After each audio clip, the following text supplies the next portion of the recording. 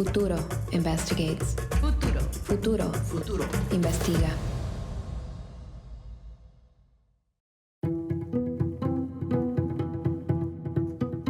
Housing as a standalone issue is now one of the top 5 concerns for Latino voters. And that's the first time this has happened in an election cycle. But as housing costs and mortgage rates in the country continue to increase, the dream of owning and affording a home is becoming more and more elusive. I already been preparing for this moment. I brought all the paperwork, my credit score, my list of liabilities, my employment history, the information regarding my business. That's Jusleine Daniel. She's Argentinian and Haitian. And like many immigrants, she's many things. She's a licensed clinical social worker. She founded her own psychotherapy practice, and she's also an artist, which influences everything she does. Jusleine, who's based in New Jersey, said she spent years saving money and building her credit and making sure all of her paperwork was in order before even applying for a mortgage. But for Jusleine and her family, the dream of buying a home almost slipped by them entirely. When we went to the mortgage officer, this was the first question that he asked. What's your zip code? I knew that something was wrong.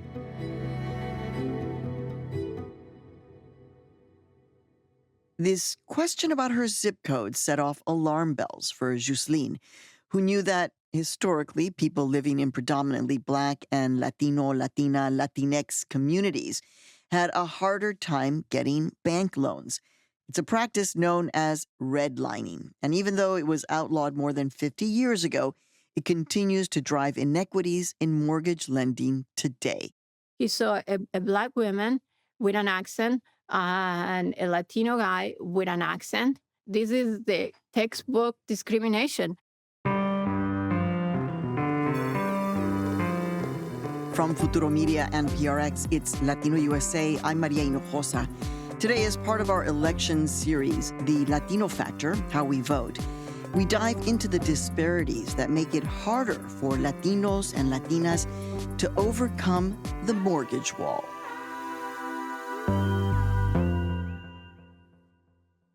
Jusleine's experience, which we heard at the top of the show, is far from unique. And there's vast data to prove that. Data that we dug into and analyzed ourselves. My co-executive producer, Penile Ramirez, is with me now in the studio, and she led the investigation and is with me today to share our main findings. Hey, Penile. Hey, Maria. All right, so tell us how we went about this investigation. Well, we first started looking into this mortgage data after we learned about what happened to Jusleine, but also happened to, her daughter, Milena, and to Milena's father, Martin Calvino. And Martin, he is from Uruguay. He's a multimedia artist, and he's also a data scientist. And after they were rejected in 2021 from even applying for a loan, Martin was convinced that certain lenders in New Jersey were more likely to reject Latino borrowers, more than white applicants.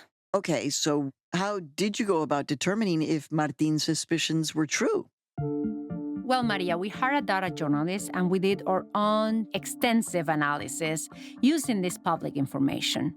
And it took us several months. We analyzed hundreds of thousands of mortgage applications filed in New Jersey from 2018 to 2022. And we focused on conventional mortgages because these are the loans that are offered by private companies. So the data was already public, but someone actually has to pull it together and make sense of it all. So what did you end up finding? So we found that Latinos were more likely to be rejected than white applicants. And this was not just in one bank or in one city. This was the case across financial institutions in New Jersey.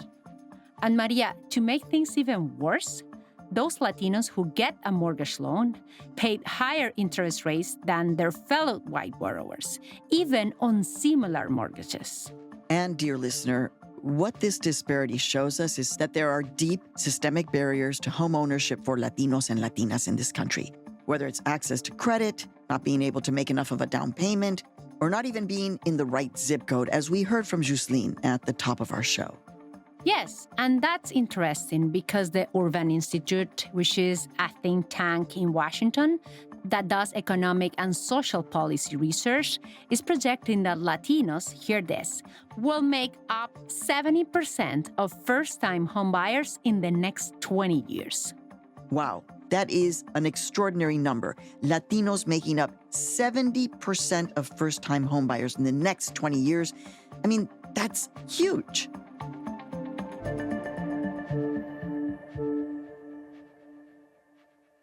So, dear listener, let's really attempt to understand what these lending disparities in New Jersey show us about the future of home ownership for Latinos in this country, especially as housing access continues to be a growing concern nationwide in this election year. And we're going to start in Highland Park, which is a small town in New Jersey where Jusleine lives now. Penny Lay and a team of our producers first visited her in her home in November of 2023. Okay, Penny Lay, with all of that background, I think we're ready now. So why don't you take us to your reporting in Highland Park, New Jersey? We're visiting Jusleine on a cool fall morning, and the wide, tree-lined street she lives on is quiet. Her house is 2 stories. It sits on the corner with a big lawn in front and steps leading up to a porch. It's painted in a muted blue color, and it has white trim around the windows and edges. Hello, how's everybody? Hi, good. Very good. Come in. Hi. This is the office space. Hi. Jusleine takes us throughout the side door, which is where her office is located, and it's separated from the rest of the home. That's where she plans out her art projects. As soon as you walk in, you can tell a visual artist lives here. The room is full of color. One corner is filled with green plants, and framed artwork lines the soft blue walls. Jusleine is 50 years old, and she has this vibrant voice, but a quiet presence, with a bright and big smile. So sometimes we get very attached to things, but then eventually you will have to release them and let them go as they become something else. Today, she's wearing a light pink sweater with a rhinestone bow on the front. And her dark hair is styled in a long braid, and she twisted red and pink flowers in it. We're visiting Jusleine 2 years after she and Martin bought this house. But getting here, though, took way longer than that. I've been moving from place to place, from Queens, Flushing, Long Branch, Spring Lake. I think I have moved in my whole life at least 50 times. Jusleine remembers that in one occasion, she was removed overnight from an apartment that she was renting in Queens, New York. And it was because the landlord decided that she needed the space for her relatives. And I was like, but I already paid the rent, and I have all the things, and I had to go to work, and I had to go to school. And she was like, I'm sorry, but, have my family coming in, you cannot come back. Her experience highlights a common issue for many renters. Things can just get too unpredictable. And there is, of course, the rising cost of rent, which is a problem nationwide. More than half Latino renters in the U.S. say they spend more than a third of their income on rent. And this election year, polls show is the economy that is concerning Latino voters the most. And of course, housing is a big part of that. California is probably the first place that comes to mind when we talk about the housing crisis. Tim Hernandez is the California State Director for Mi Familia Vota, and this is a national organization that works on building Latino political power through civic engagement. He says the economy goes beyond numbers and percentages. It's about how it becomes real in people's daily lives. They wake up, they go off, and they get a coffee. And that coffee used to be probably $4 or $5, and now it's $7. They work at their job, which has not increased their wages. And then when they go to the grocery store that night to get food for their family, they see the price of milk has increased, and they go home and they worry about rent. And so when we talk about the economy, we use indicators like the market, but we don't use indicators like individual sentiment of the consumer. What Tim told us echoes what Unidos US, which is another advocacy organization in DC, found in a study. That is that in this election year, Latinos want their policymakers to prioritize addressing the cost of living and the housing prices. And so it makes this election even more critical this year of ensuring that the folks that we're electing and the folks that we're putting into office care about these things. And as Latinos face multiple economic burdens, many of them still dream of owning their home. Unidos US found that 65% of Latino renters want to buy a house, but have not been able to. After renting in Queens for a while, Jusleine eventually made the move to New Jersey. Her many experiences as a renter instilled in her the goal of owning a home. And she said she wanted to achieve that stability, and that will become even more pressing when her daughter, Milena, was born 12 years ago. So for me, when I had my daughter, there was no question about it. Like, I was going to give that stability to her. Jusleine remembers the moment when she decided that it was about time to take the big step. It was December 2019. She was renting a place in Highland Park, not too far from where she lives now. The moment that I decided that I was going to get the home is like my previous landlord, they planted a tulip in my backyard. And she went outside and she took it out and she threw it in the garbage. What? So that was the moment that I decided that I would own my home. Wow. Yeah. A tulip in the garbage, just because the landlord didn't like it. This singular moment was pivotal in Jusleine's life. Flowers helped me to think about the nature of existence. Jusleine just loved flowers. She incorporates flowers in almost all her art projects. Seeing the landlord throw away the tulip she planted was the final straw for her and for Martin. So they started getting ready. Jusleine prepared all her paperwork and her savings. She learned all about the buying process, and less than 2 years later, Jusleine, Martin, and their daughter Milena made the trip to that bank, Investors Bank in Somerset, New Jersey, and they were ready to apply for a loan. She was already a client of the bank and said she had all her money saved there. So we get into the branch, and I have to describe, like, he was a guy in his late 60s, blue eyes, white American. And he goes like, "Hey, hi guys, how are you?" And he did the fist bump to me and the fist bump. But it was the mortgage officer's second question that took Jusleine and her family aback. It was when he asked about their zip code. What did you think at that moment that was a red flag? Well, because I did the real estate course, so I already knew about redlining. Why is it like certain segment of the population can access owning their home? How is it that we got to be where we are? Mm-hmm. So part of the course that I have been taking involved all of this. Again, when Jusleine says redlining, she's referring to this old practice of banks denying loans to Black and Latino families and effectively preventing them from buying into certain neighborhoods. In 1968, the Fair Housing Act banned redlining to end this racial discrimination. Now with this bill, the voice of justice speaks again. It proclaims that fair housing for all human beings who live in this country is now a part of the American way of life. But several investigations, including ours for this story, show how the practice is still very much alive. After the mortgage officer asked Jusleine about her zip code, he started questioning Martin's employment.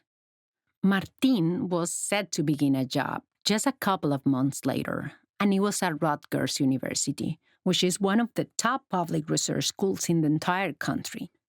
But according to Jusleine, the mortgage officer went after that. The fact that he hadn't started the job and the fact that he didn't have employment history, even though we were telling him that we were business owners and we were working together. In 2007, Jusleine founded her psychotherapy practice. And her art collective, which is called Nice to Meet You, is also an LLC. So they have plenty of ways to demonstrate their family income. But despite this, Jusleine says that things with the loan officer just continue to spiral downwards. He didn't run our credit score, and he didn't verify any of the paperwork that we had. So you were rejected even before applying? Absolutely. He never put any information in the system, in the computer, or anything, like just to get us on a sort of a data to compare our qualifications to anything, to any standard that they might have at the bank. Since then, the bank was acquired by Citizens Financial Group, and we tried to contact this new bank. But the spokesperson said the company could not comment on Jusleine's case because it predated the acquisition of Investors Bank.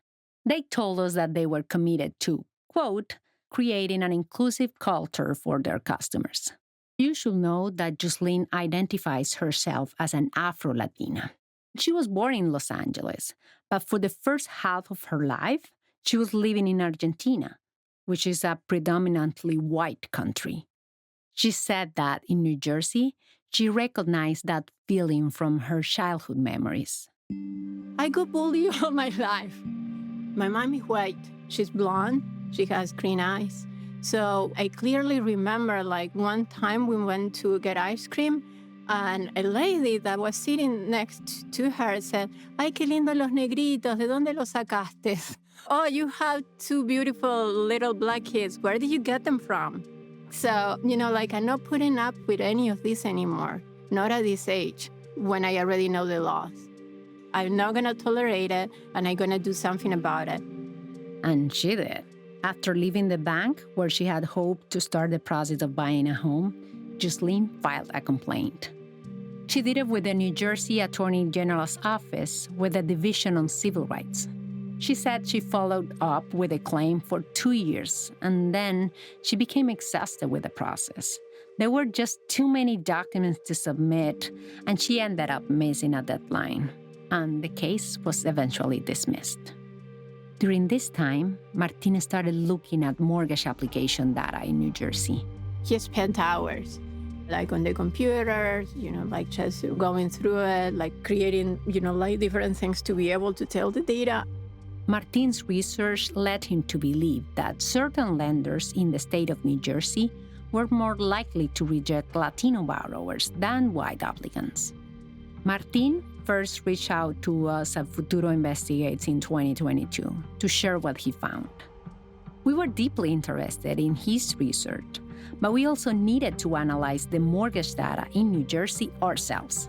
So we went to the same public database that Martin used, and we spent months doing our own extensive data analysis. So using this public data, we went through hundreds of thousands of mortgage application outcomes. And in the process, we refined our methodology several times. We shared it with other investigators and other journalists, and we asked them to critique our methods. We wanted to be really sure that our conclusions were right. And finally, we found a clear pattern. Between 2018 and 2022, more than 11% of the conventional mortgage applications filed by Latinos were rejected by lenders in New Jersey. And in the case of white residents, only around 6% were denied. So the data was there, and it was pretty clear. Jusleine's story was not just an unfortunate experience. It indicated a persistent problem. One that has a long history in the state of New Jersey. Coming up on Latino USA, we dive into our data analysis, which proves that New Jersey's disparities in home ownership make it one of the most inequitable states in the country. Stay with us, no te vayas.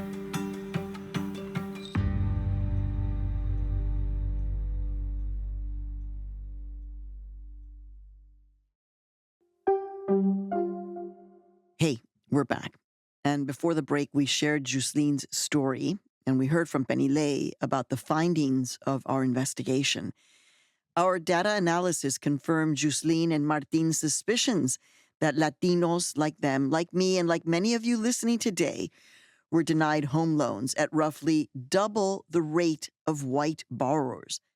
Penile is back in the studio with me now to talk more about our investigation. So, Penile, what else did the data end up showing you?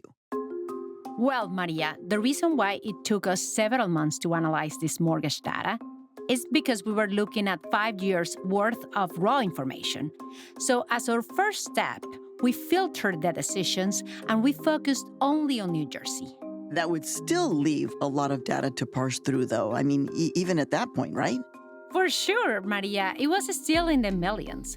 So what we did is that we narrowed it down even more, and we concentrated only on conventional mortgages.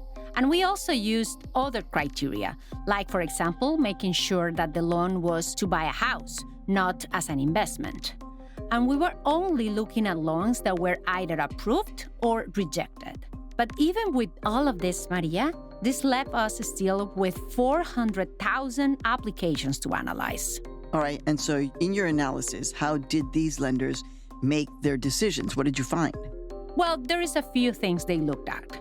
The first thing is something that is called the debt-to-income ratio. And this is basically how much money you make every month versus how much money you need to pay for your debts. Because, you have credit card payments, you have rent, you have car insurance, all the things that you pay every month. And when you request a loan, your lender will check how much is your income every month and how much are these expenses. So when there is a big gap between the debt and the income, that's when loans were denied the most. But lenders are also checking other things, like, for example, credit history. And also, they are seeing if the applicant has co-applicants. So if they're buying the house by themselves or with other people supporting them. All right, already, ding, ding, ding, a flag is going up for me because, Latinos, we often do things as a family. A lot of us have non-traditional forms of income. It makes it hard to build up credit. So I can see that this would raise some questions. Yes, exactly, Maria. I also have those questions. So we spoke with Amelie Seen, and she's a researcher with the Housing Finance Policy Center at the Urban Institute. And she specializes in mortgage lending, and she has a focus on racial equity. And this is what she told us about this. Our current underwriting system does a really poor job of accommodating for multiple incomes, particularly more than 2 incomes. And so that's a real issue, as Latinos are more likely to live in multi-generational households as well. Kind of on a similar vein, Latino people are more likely than other racial and ethnic groups of people to have non-traditional forms of income. They make up a disproportionately high share of self-employed individuals. They're more likely than others to engage in enterprising or informal work activity. So if you, for example, sell tamales on the street for a living, or if you turn your art collective into a business like Jusleine, or you make a lot of your money in cash, for example, you're going to have a harder time proving that you should qualify for a mortgage loan. Or even if you live with your parents and your siblings, but also with your abuela, with your grandma. And yet, Maria, Latinos really go after home ownership. Here is Amelie again. Latino households are more likely than others to be first-time homebuyers and more likely to be the first in their family to buy a home. And so I think it's like sometimes, who do you turn to? I would think for myself, I'm not a homeowner, but if I were going to buy a home, I'd probably ask my parents who are homeowners a lot of questions about their process, what kind of bank to go to, what kind of lender to go to, what neighborhood should I look in that are in my price range. If you don't have somebody in your family that's a homeowner, or you don't know someone that's a homeowner, that can just be a barrier right there. All right, Penny, I know this is a little nerdy, but how did the team actually do this data analysis? So I will say, yes, it was nerdy, it was complicated. So what we did is that we created some statistical models, and we were considering all these issues that I have been explaining, like the differences in income and in debt.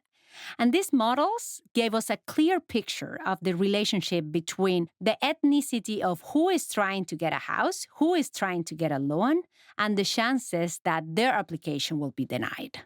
Wow. And what about for Latinos whose loans did get approved? In that case, it's more likely, according to our data analysis, that they will pay higher interest rates on mortgages than if a white person or a white family gets the loan. So that means that over time, they'd actually be paying more for their loans and actually end up paying more for their house.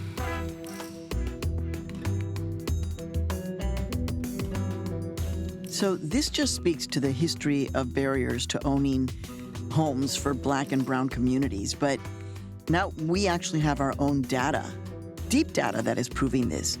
So is anything being done to fix this now? Well, I will say the government has gotten involved in some instances. In the past years, for example, we found multiple cases of lenders who were accused of redlining, but they didn't go to trial. Because what they did is that they reached multi-million-dollar settlements with government regulators. So, for example, Maria, in 2022, a community bank in New Jersey named Lakeland Bank settled for no less than $13 million. That's a pretty huge settlement, $13 million. All right, but what about actually making the idea of owning a home more accessible, more equitable in general for Latinos? Well, there are some efforts towards that. So let's go back to New Jersey. That is our case study to see how. We're focusing on New Jersey not just because that's where Jusleine's story takes place, but also because it can help us to understand what's going on in the rest of the country. In February of this year, the New Jersey Institute for Social Justice, which is a research and advocacy group, released a report. And the report confirms some of our findings. For example, it found that in New Jersey, if you are Black or Latino, you only have less than 50% chance of owning a house. But if you're white, your chances grow to about 76%. And even if you're able to own a home in New Jersey, you'll be paying a higher mortgage than almost anywhere else in the country. In May, the Washington Post found that the average mortgage payment in New Jersey is close to $2,200. That's only second to Washington, D.C. And the National Association of Realtors also found that in New Jersey, more than a third of Latino homeowners spend more than 30% of their income on housing. White borrowers, on the other hand, spend 27% on housing. As of last year, a record of over 9.5 million Latinos in the U.S. were homeowners. But if you compare that with over 60 million Latinos living here, well, it's not a huge number. Jusleine and Martin are now part of this small group. Their first attempt wasn't successful, but they did not give up. And in 2022, they finally bought a house. How did they do it? 2 years ago, they went to another bank and they applied for a loan to buy a house. But this time, they were intentional about who they were asking for help. They felt that they needed to work with someone who will understand their situation and their finances. An accountant that understands your story, understand that you're from a different country, that understand the effort that, like I've been in business for many years. But if you go and you present that to a bank, they will see you as a risk or a liability. Why is that? Because they don't know if next week I'm going to be making an income. So first, Jusleine had a white accountant, but then she switched to another accountant that was a person of color. Her strategy paid off. She and her family were able to finally get the loan, and they moved into their new home in Highland Park in April of 2022. Okay.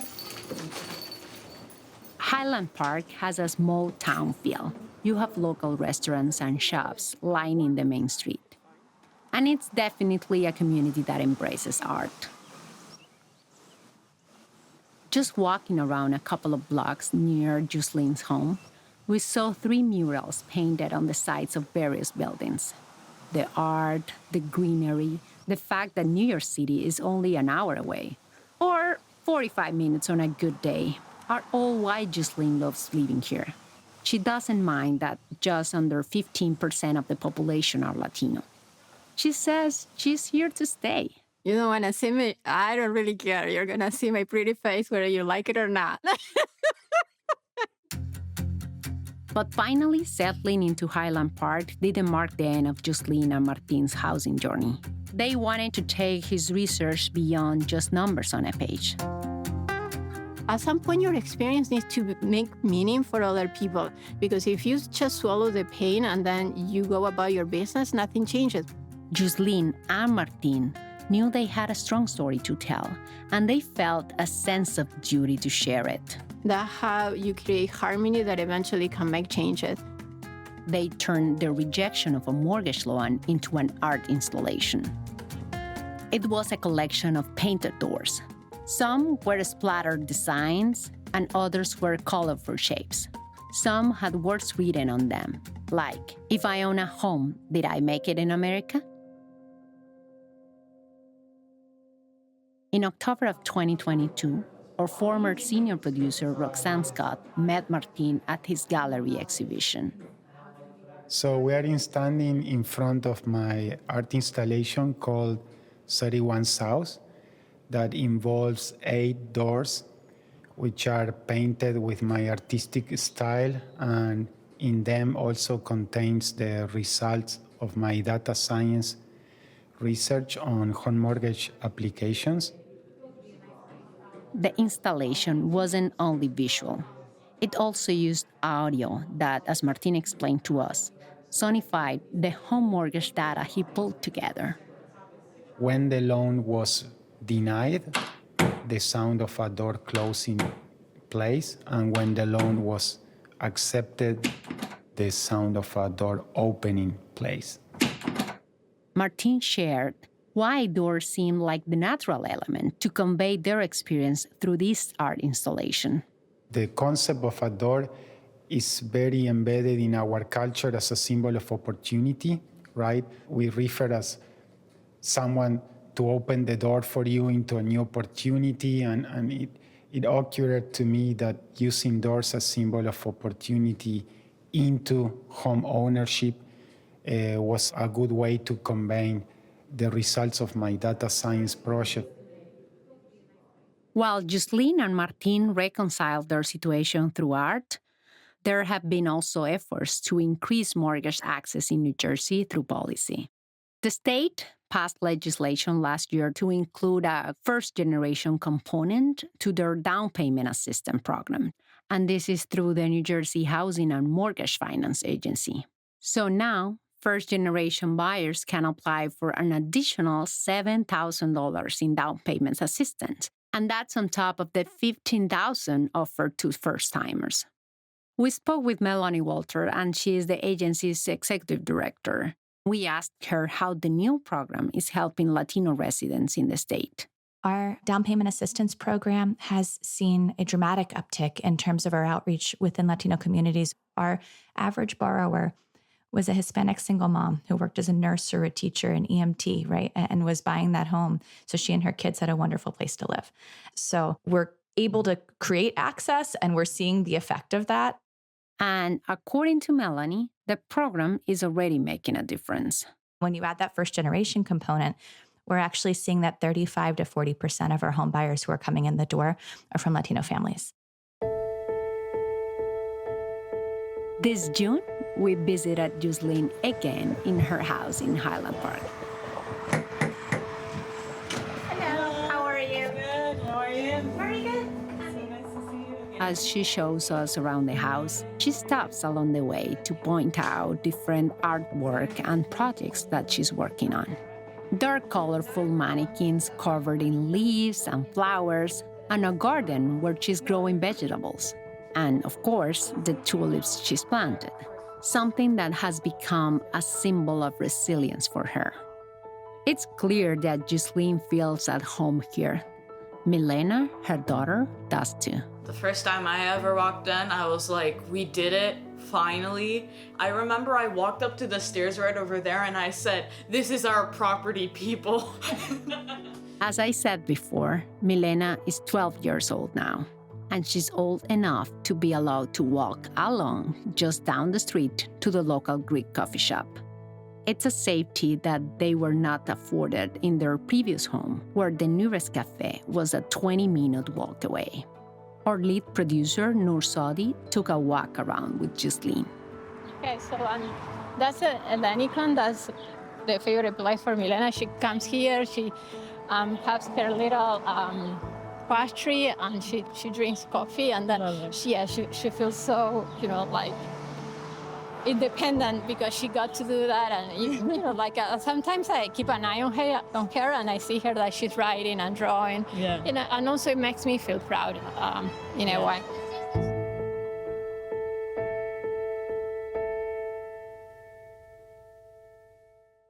We go inside the Greek cafe, and old-timey music is playing. What I like about this place, I really like that it has... The owner recognized Jusleine, and they greet each other. How are you? Good to see you. That's the owner. A few people are seated by the tables, and they're enjoying coffees and pastries from the bakery. It's a small family business. I come from Greece. I'm not a U.S. permanent resident. We talked to Taki, the owner's brother. Where did you come from originally? I was born here, but I grew up in Argentina. Argentina? Yeah. So if I go and turn the music for Astor Piazzolla tango, Piazzolla, yeah. that will be, I can take you and we can dance. Yeah, I will dance a tango with you.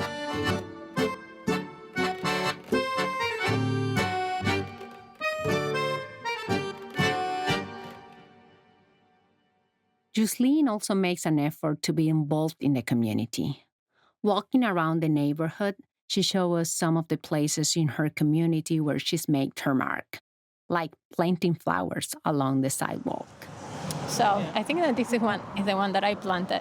She points out to a big cement planter where orange leafy flowers are growing.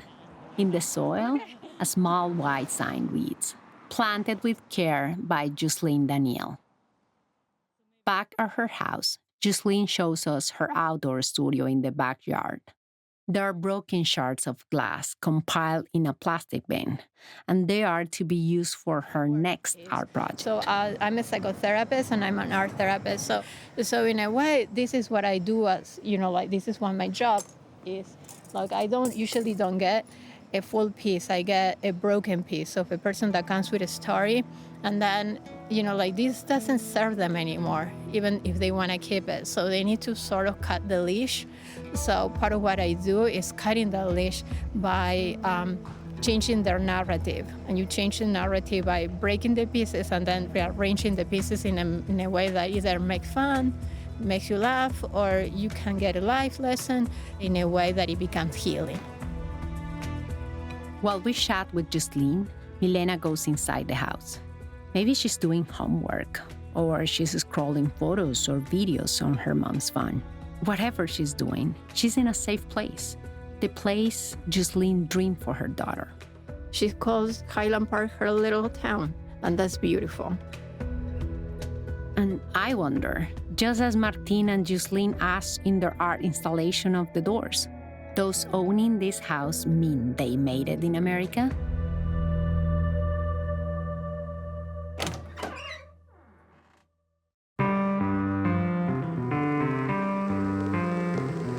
The Mortgage Wall is an original production of Futuro Investigates in collaboration with Latino USA. This episode was reported by Penile Ramirez, who's also our co-executive producer of Futuro Investigates and Latino USA. Our lead producer is Noor Sodi. Ilan Ireland, Roxanne Scott, and our associate producer, Roxana Aguirre, also contributed reporting to this investigation. Data analysis was done by Jeremy Singer-Vine. This episode was edited by Andrea Lopez Cruzado, scoring and sound design by Jacob Rosati. It was mixed by Stephanie LeBeau and Julia Caruso. To find out more information about the Mortgage Wall and read our web article, visit futuroinvestigates.org. Again, that's futuroinvestigates.org. The Latino USA team also includes Victoria Estrada, Jessica Ellis, Reynaldo Leaños Jr., Glorimar Marquez, Marta Martinez, Mike Sargent, and Nancy Trujillo. Our marketing manager is Luis Luna. I'm Maria Hinojosa, your host and co-executive producer, and I'll see you on our next episode. And remember, as I say, no te vayas. Ciao. Latino USA is made possible in part by The Geraldine R. Dodge Foundation, working toward a just and equitable New Jersey. W.K. Kellogg Foundation, a partner with communities where children come first. And the Tao Foundation,